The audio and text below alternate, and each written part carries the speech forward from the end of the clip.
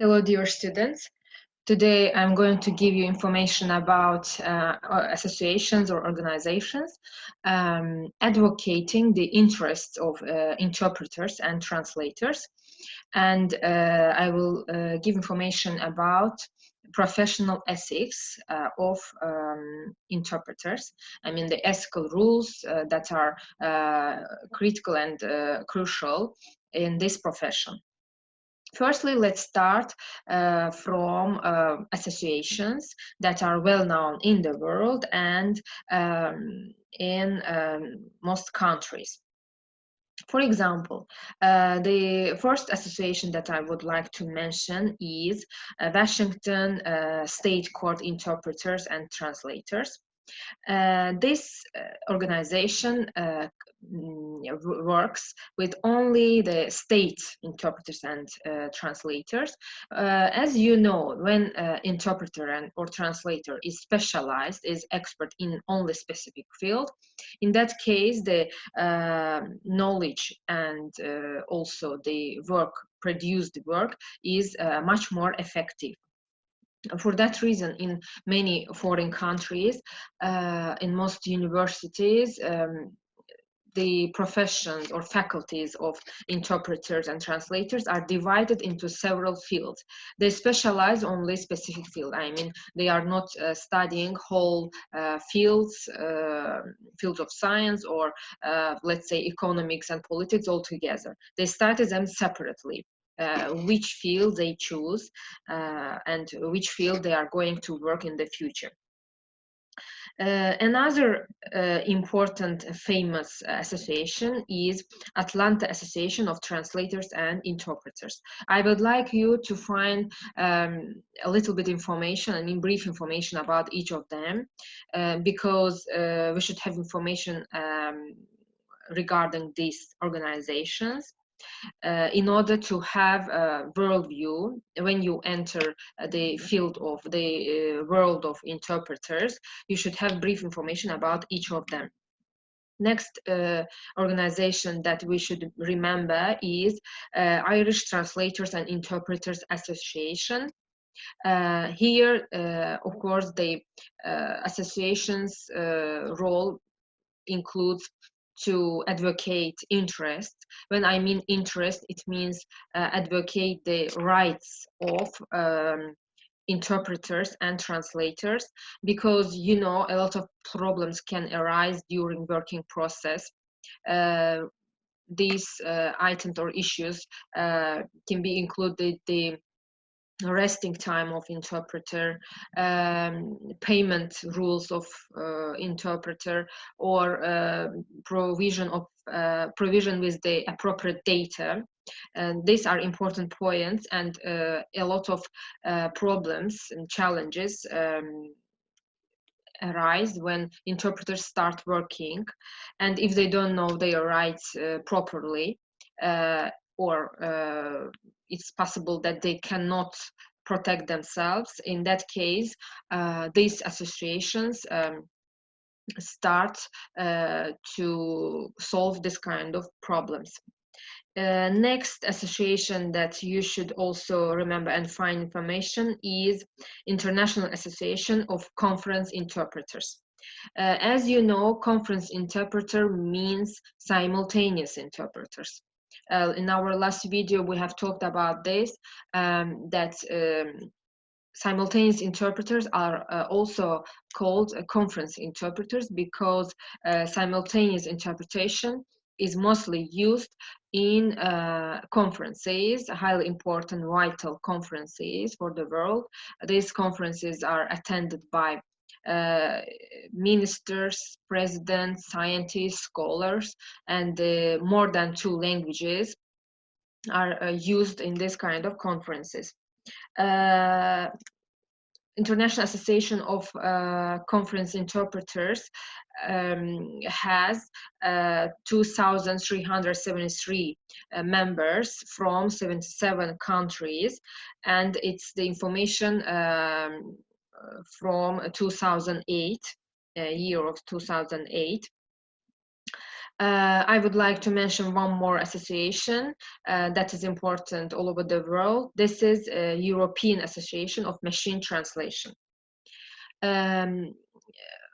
Just a note, be reminded that you should remember the names of organizations. I mean, detailed information about each of them is not that much necessary, but I would like you just to remember 2 or 3 sentences as a matter of having a great worldview vision about associations.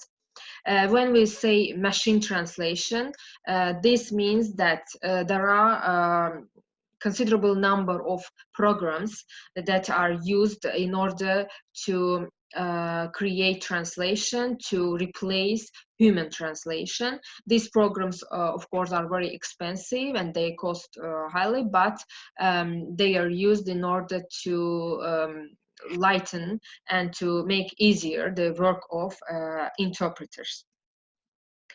And I would like to mention one more thing, that interpreters all over the world work in 2 ways. They can work as a full-time interpreters, and they can work as freelancers. As you know, of course, nowadays, working as freelancer and working as self-employed interpreter is more appropriate, more suitable for nowadays people. For that reason, it was estimated that there are 400,000 freelance interpreters in the world, and this shows that this considerable number of people work as a self-employed people. But full-time interpreters work for specific companies and for specific centers, translation centers, and they have a fixed amount of money, payment, I mean, and they have fixed number of hours, working hours. All right, and next we'll talk about ethical rules of translators.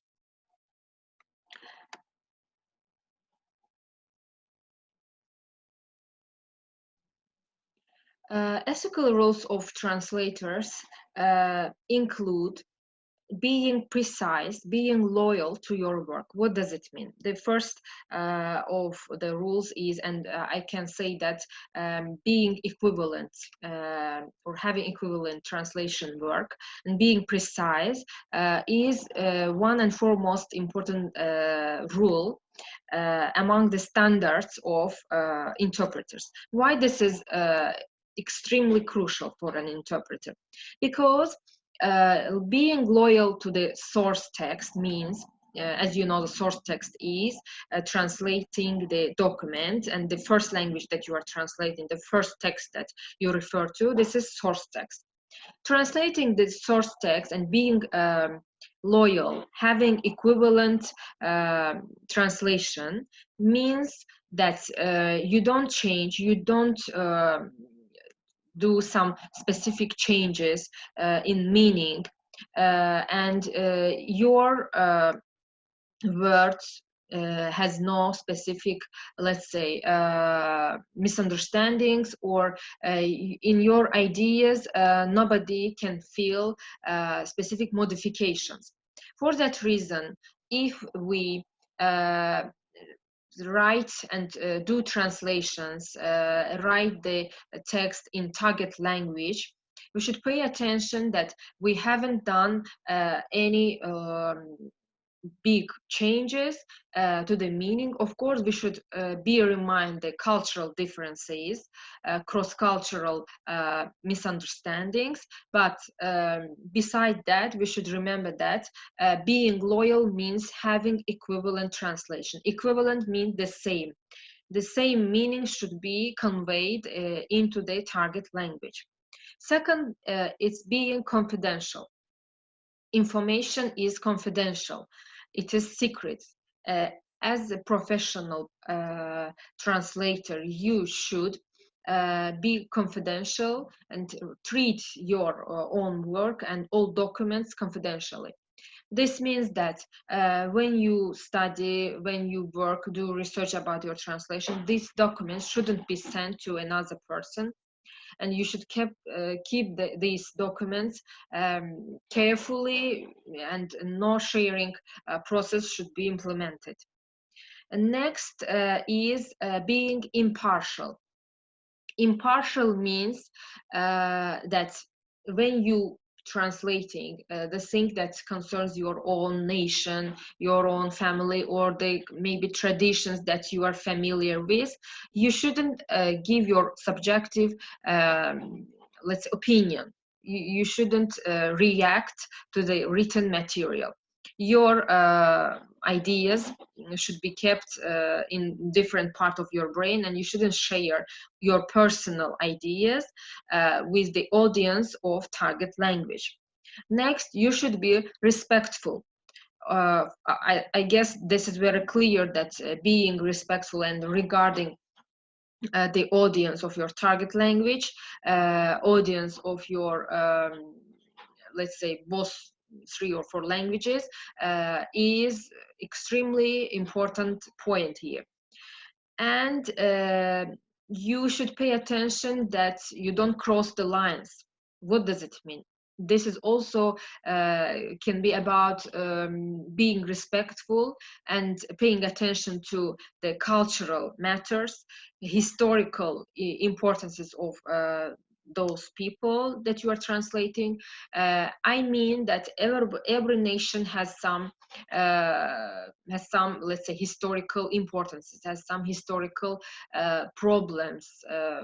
For example, for instance, we can say maybe genocide, maybe important politicians, public figures.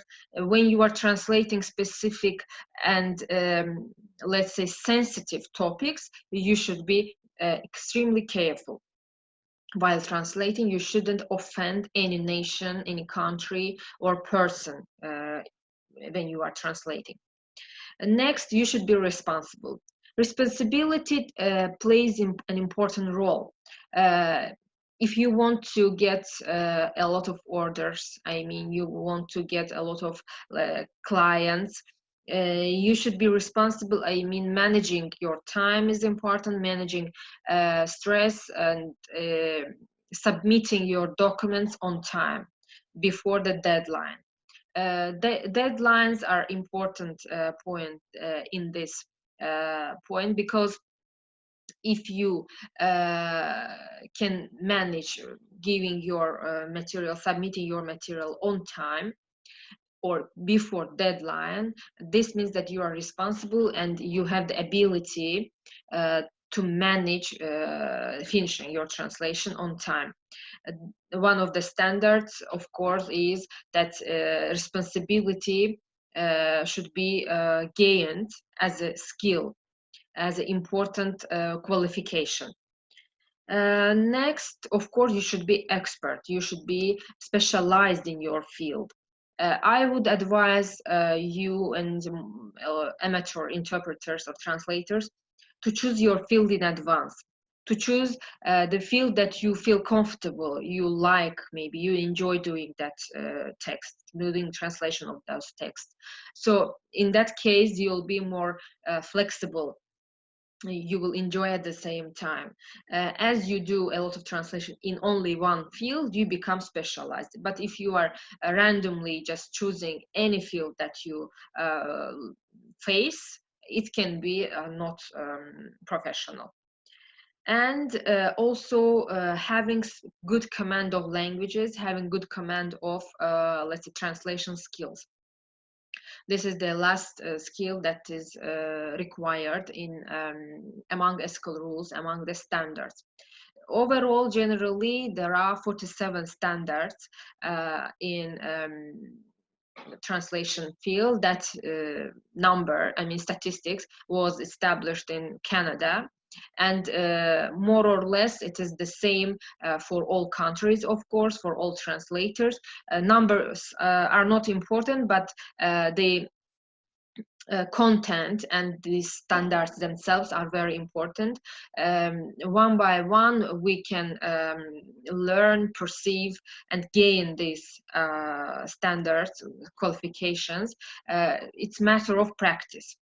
And as you try first translation works, as you try doing them, you will manage and you will get new skills. Once you will be able to, let's say, be responsible. Second time, you can find for example, difficult matters while translating some sensitive topics. You will be attentive. Each time you will learn new skills. That's all for today's lecture. And if you have questions, you can address them to me and I'll answer. So I hope it's clear. So see you in our Skype lesson. Goodbye.